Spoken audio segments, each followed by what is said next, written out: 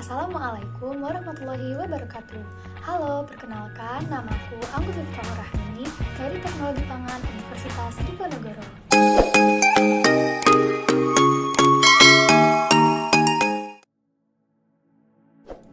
Apa kabar nih semuanya? Udah pada bosan ya di rumah aja? Semoga pandemi ini cepat berakhir ya, supaya kita bisa beraktivitas seperti biasa di luar rumah.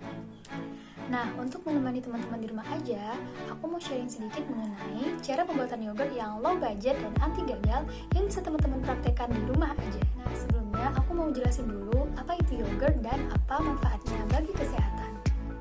Yogurt merupakan minuman probiotik hasil fermentasi susu yang mengandung bakteri baik berupa bakteri asam laktat yang bisa memberikan efek baik bagi kesehatan.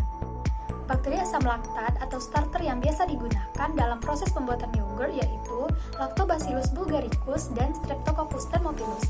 Kedua bakteri tersebut merupakan bakteri gram positif yang dapat hidup bersama-sama secara simbiosis mutualisme dan bersifat homofermentatif, yaitu hanya menghasilkan asam laktat dalam proses fermentasi. Nah, asam laktat yang dihasilkan pada fermentasi susu menjadi yogurt akan melarutkan koloidal kalsium pada susu, menggumpalkan protein susu yaitu kasein, dan memberikan rasa asam pada produk yogurt yang dihasilkan. Penggumpalan atau koagulasi pada protein susu yaitu kasein akan menyebabkan produk yogurt yang dihasilkan bertekstur semi padat atau kental. Susu sapi yang diolah menjadi produk yogurt mengandung kadar protein yang lebih tinggi dan kadar lemak yang lebih rendah. Penurunan kadar lemak tersebut disebabkan karena bakteri asam laktat memanfaatkan lemak pada susu sebagai sumber energi, dan suasana asam yang dihasilkan oleh bakteri asam laktat dapat memaksimalkan aktivitas enzim lipase dalam menghidrolisis lemak. Biasanya, yogurt diproduksi dalam beberapa jenis yaitu set yogurt, stir yogurt, frozen yogurt, dan drink yogurt. Set yogurt merupakan yogurt yang memiliki tekstur yang sangat kental. Stir yogurt merupakan yogurt yang memiliki kekentalan yang lebih rendah daripada set yogurt. Frozen yogurt merupakan yogurt yang didinginkan sehingga memiliki tekstur seperti es krim.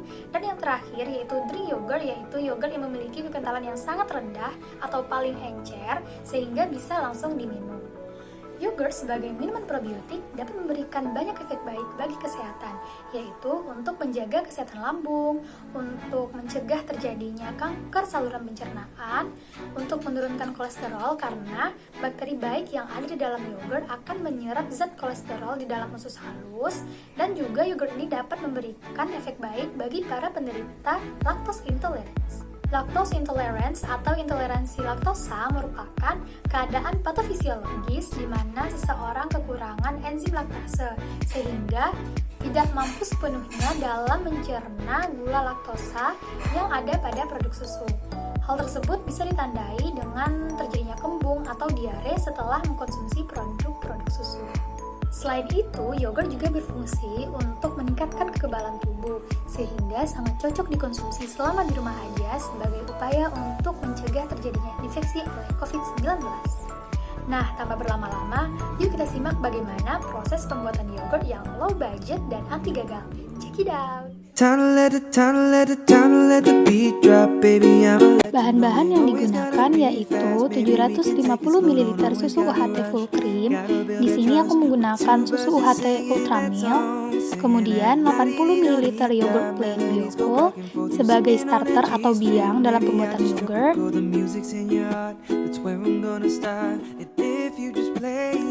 sendok makan gula pasir.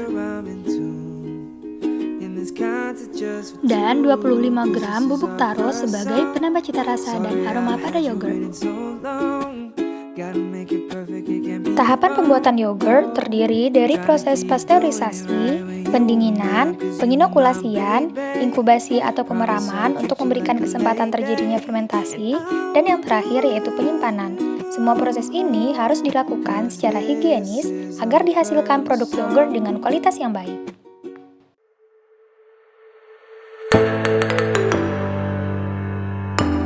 Pasteurisasi susu bertujuan untuk membunuh mikroba patogen dan mikroba pembusuk, dan juga untuk mendenaturasi protein susu yaitu kasein, sehingga produk yogurt yang dihasilkan memiliki tingkat gelasi dan kepadatan yang baik. Selanjutnya ditambahkan gula,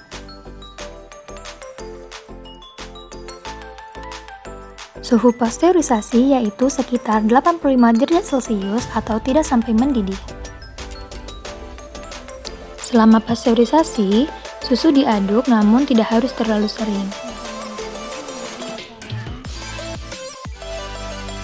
Untuk memperkirakan suhunya sudah mencapai 85 derajat Celcius, teteskan susu pada tangan. Apabila bisa menahan sampai 3 detik, berarti suhunya sudah mencapai 85 derajat Celcius. Setelah itu, susu didinginkan hingga mencapai suhu 45 derajat Celcius. Untuk memperkirakan suhunya, bisa dilakukan cara seperti tadi. Dan hangatnya sama dengan hangat susu formula pada bayi atau sama dengan hangat kuku. Selanjutnya, dilakukan penginokulasian atau penambahan starter atau biang yogurt ke dalam susu yang sudah bersuhu 45 derajat Celcius. Apabila proses inokulasi dilakukan pada susu yang masih bersuhu di atas 45 derajat Celcius, maka akan menyebabkan kematian pada bakteri starter. Dan hal ini juga menyebabkan terjadinya kegagalan dalam proses pembuatan yogurt.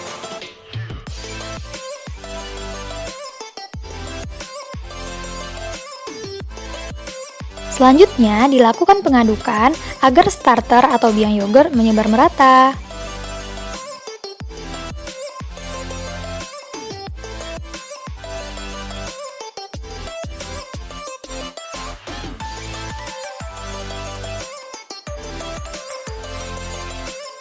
Ini kekentalan sebelum fermentasi, nanti kita bandingkan dengan kekentalan setelah fermentasi.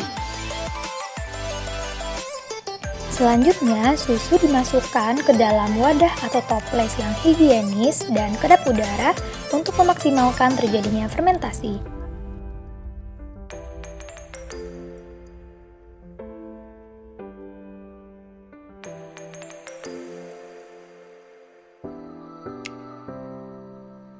Selanjutnya, toples ditutup rapat dan dipastikan tidak ada celah sedikit pun untuk masuknya udara karena proses fermentasi harus dilakukan secara anaerobik, yaitu tanpa oksigen atau udara.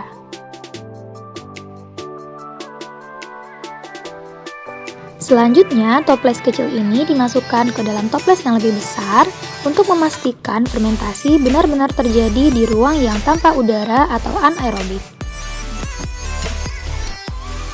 Salah satu syarat agar proses fermentasi terjadi secara optimal yaitu dilakukan di tempat yang gelap, sehingga toples ini ditutup dengan kain. Toples yang sudah ditutup dengan kain diletakkan di dekat rice cooker untuk menjaga suhunya agar tetap stabil. Lalu difermentasi selama 24 jam. 24 hours later. Wah, bagaimana ya hasilnya?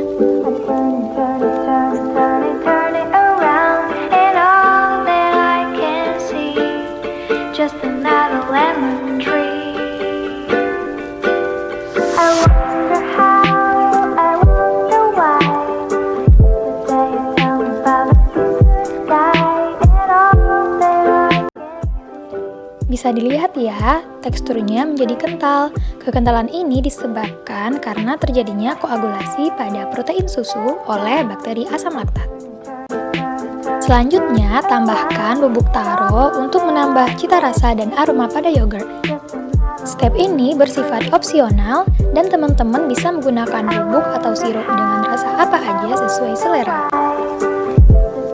Jangan lupa diaduk.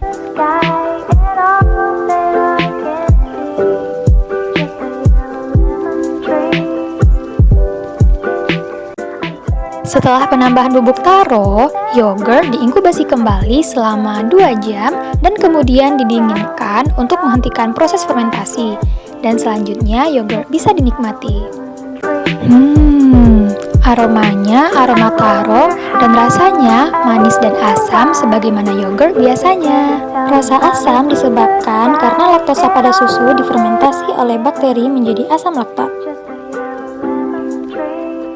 Yogurt ini juga bisa dinikmati bersama buah loh dan rasanya segar banget. Selamat mencoba!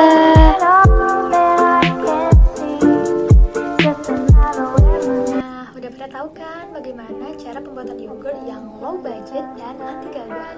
Selamat mencoba. Terima kasih sudah menyaksikan video ini. Semoga bermanfaat. Assalamualaikum warahmatullahi wabarakatuh.